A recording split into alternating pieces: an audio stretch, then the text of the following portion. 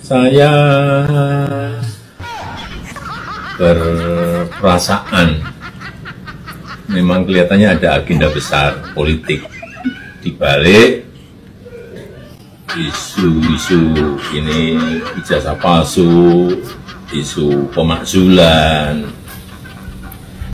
Ini perasaan politik saya mengatakan ada agenda besar politik untuk menurunkan reputasi politik, untuk mendowngrade yang ya buat saya biasa-biasa aja.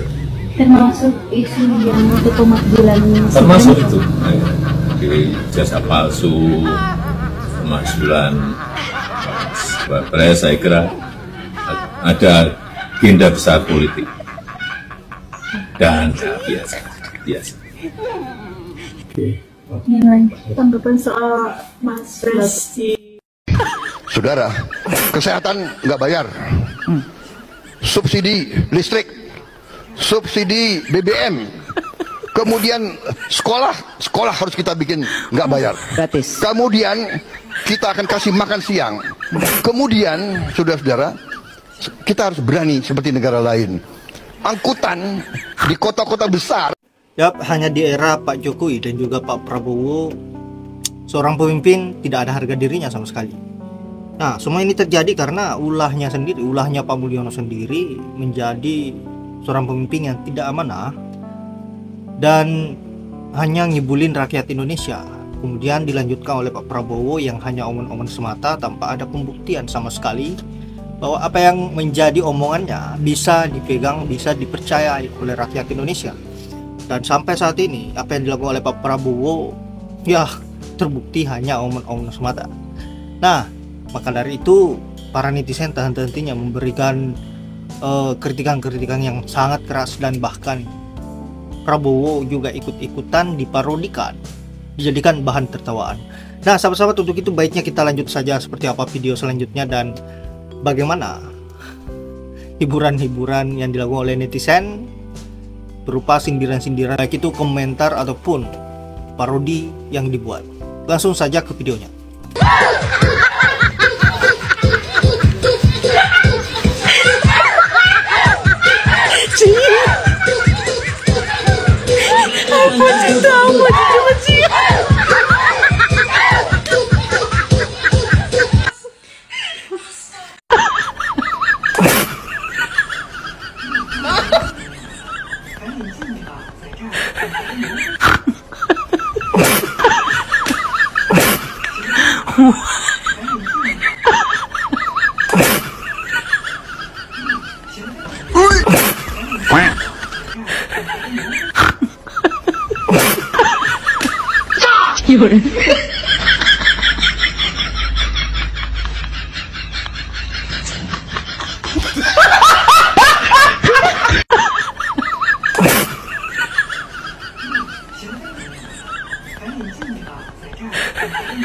Mafia manapun saya tidak takut.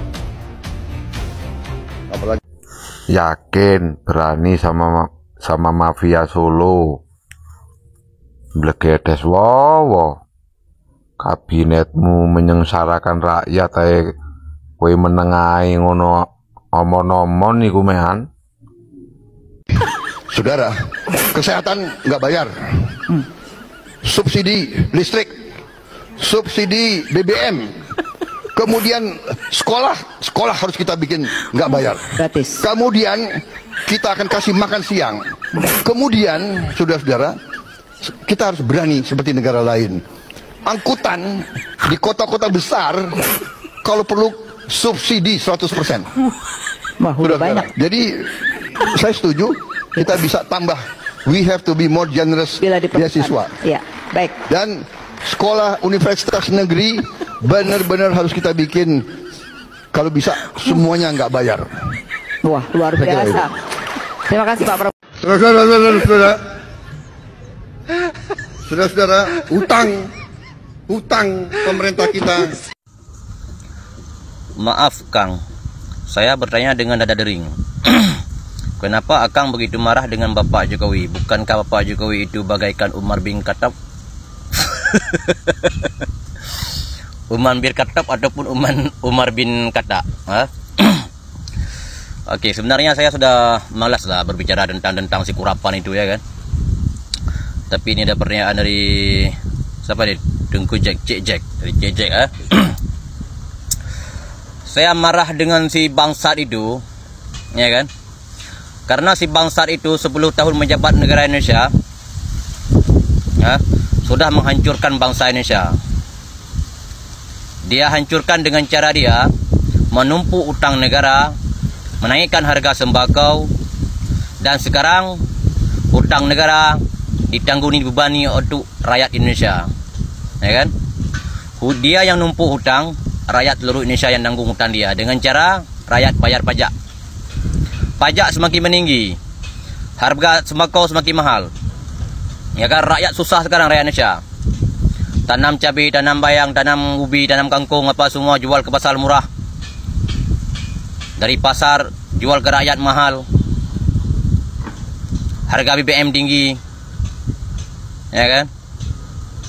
Itu ulahnya semua karena ulah si Jokowi bangsat itu. Dan sampai sekarang dia masih menipukan rakyat dengan ijazah palsu yang dia tak mau mengakui bahwa ijazahnya ijazah palsu. Kan bajingan bangsat itu namanya, ya kan? Tapi dengan ternak-ternaknya itu, ternak-ternak goblok tolol itu, susah kita untuk mencernakan pikiran-pikiran bangsat itu, para bangsa-bangsa pengikutnya itu. Ini Jokowi ini nampaknya saja mukanya pelangak. Tapi permainannya betul-betul bajingan pada permainan dia tuh. Memang benar-benar bangsat.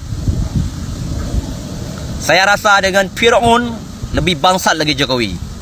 Dari segi pandangan saya, Firaun dengan Jokowi lebih bangsat lagi Jokowi, tahu? Permainan Jokowi sungguh licik. Semua dia bisa manipulasi semua. Bahkan seorang jenderal, ya kan? Kayak Listi apa nama dia? Listi apa nama dia tuh? Kapolri itu. Cium tangan dia. Padahal Jokowi itu kan bukan siapa-siapa lagi. Hanya bekas presiden. Tapi dia turun dari mobil. Ketua Kapolri itu siapa nama? Listio Sigit apa nama, susah kali nama dia ya. Cium tangan dia. Aduh. Seorang jenderal bintang 4 cium tangan dia. Bayangkanlah.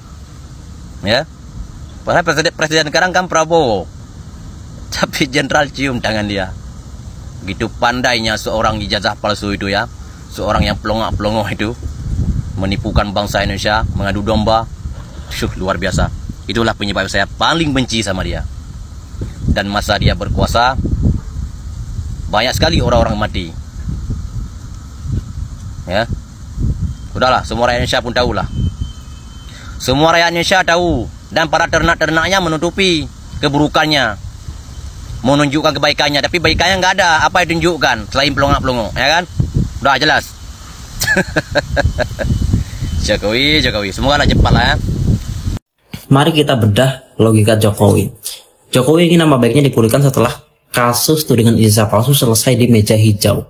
Logika Jokowi, jika sudah selesai di pengadilan, maka nama baiknya otomatis pulih. Nah, masalahnya, nama baik itu tidak semata-mata ditentukan oleh putusan hukum, tetapi oleh kepercayaan publik. Sedangkan kepercayaan publik itu hancur karena tingkah lu sendiri yang serba ruwet. Semudah nunjukin selembar kertas ijazah aja, tapi lu pilih cara yang ruwet.